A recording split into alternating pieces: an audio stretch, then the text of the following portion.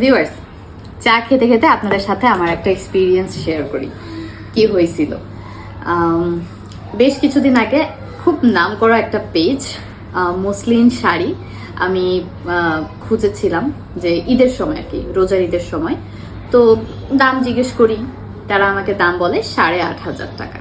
ভালো কথা, আমার 8,500 টাকা নাই, আমি সেই সময় অর্ডার করি নাই, কিন্তু শাড়িটা আমার খুব পছন্দ। তো শাড়িটা আমি ফলো আপে রাখছি, যে প্রায় আমি ঢুকে ঢুকে পেজে দেখি যে এটা আছে নাকি। তো কিছুদিন আগে আমি ওনাদের পেজে ঢুকে দেখলাম যে সেখানে একটা ডিসকাউন্ট দিছে। তো ডিসকাউন্ট দেখে তো আমি খুশি হয়ে গেলাম যে শাড়িটার এবার আমি ডিসকাউন্ট পাবো।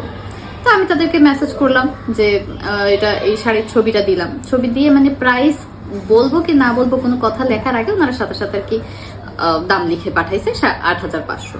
তো আমি জিজ্ঞেস করলাম যে ডিসকাউন্ট আছে না? তো ওনারা আমাকে রিপ্লাই করলো যে এটাই ডিসকাউন্টেড প্রাইস। তা আমার তো মাথায় আকাশ ভেঙে পড়লো, আমি আর কোনো কথা বাড়াইলাম না, আমার কাছে মনটা খুব খারাপ হয়ে গেল। তারপরে আমি ভাবলাম যে তারা আমাকে এরকম কথা বললো কেন, 8,500 ডিসকাউন্ট প্রাইস কিভাবে হয়? তাহলে কি ঈদের সময়ও ডিসকাউন্ট প্রাইসই ছিল? তো আমি ব্যাপারটা নিয়ে একটু ঘাটাঘাটি শুরু করলাম। ঘাটাঘাটি শুরু করে আমি দেখলাম যে ভুলটা আমারই ছিল। আমি তাদেরকে মেসেঞ্জারে না দিয়ে হোয়াটসঅ্যাপে মেসেজ করেছি। এর আগে ঈদের সময় তাদের সাথে আমার কথা হয়েছে মেসেঞ্জারে, অ্যান্ড এইবার আমি তাদেরকে যে মেসেজটা করেছি সেটা হচ্ছে তাদের উপরেই আর কি হোয়াটসঅ্যাপ করা আছে, বিজনেস হোয়াটসঅ্যাপ নাম্বার দেওয়া আছে, সেখানে ডাইরেক্ট হোয়াটসঅ্যাপে চলে গেছে।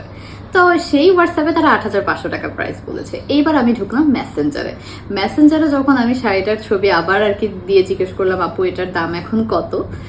আমি একটু চালাকি করছি, ওমা তারা সেই 8,500 টাকার উপরে আমাকে একটা ডিসকাউন্ট দিয়ে সেই ডিসকাউন্ট প্রাইসটা বলে, এবং সেটা হচ্ছে 7,200 সামথিং একটা প্রাইস। তো আমার কথা হচ্ছে, কেন? যদি ডিসকাউন্ট দিতেই হয় তাহলে ডিসকাউন্ট দেওয়ার মতোই দিব। বিজনেস তো হালাল, আমি তো যতদূর জানি বিজনেস পুরোপুরি হালাল, এবং এটা নিয়ে সবাই অনেক কথা বলে যে যারা ব্লগিং করে তারা অনেক খারাপ, তারা হচ্ছে হারাম পথে চলে যাচ্ছে। তো যারা বিজনেস করে তারা তো হালাল আছে। তো এই হালাল ব্যবসায়, এই হালাল কাজের ভিতরে কেন তাহলে এত কারচুপি? যদি ডিসকাউন্ট নাই দিতে চাই তাহলে দিব না, যেই প্রাইস আছে আমি সেই প্রাইসেই চালাবো।